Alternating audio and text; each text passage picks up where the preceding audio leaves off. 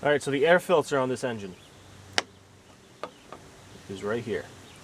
This has a paper air filter.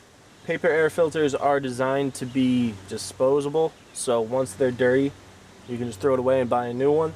Go to your local hardware store, or if you have already figured out what engine you have, you can order this right online. It's going to be a bit cheaper, but if you're just doing this project in a day, you might need to go to the hardware store.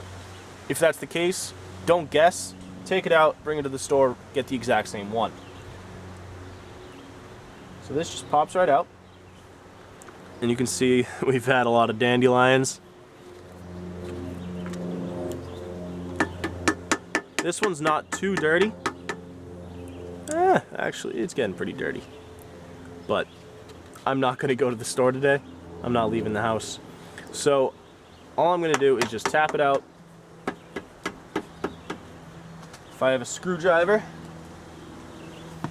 I'm going to carefully try to get some of those out. The one thing you don't want to do is use compressed air, either from a can or from a compressor. That can damage the filter. And although there's some dirt and grass in there, this will still be able to run perfectly fine. You want to check the inside. If the inside looks dirty, that's when it's time to get a new one. So that's the paper air filter. Once you're done cleaning that off, pop that back on. Oh, no, come on. What are you doing? There we go. Good.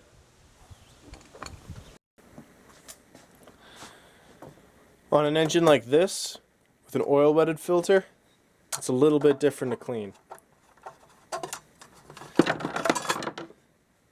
These aren't designed to just be replaced, but you can replace them. So this is the filter. The oil on here is designed to trap any particles. So what you can do is clean this out with a degreaser, wash it up.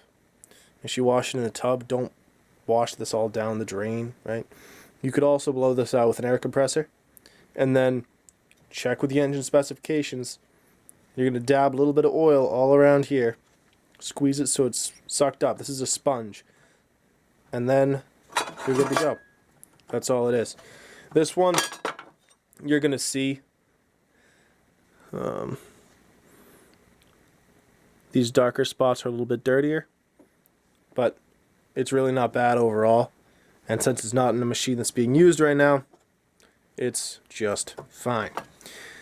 But that's how you clean or replace an oil-wetted filter on a small gas engine.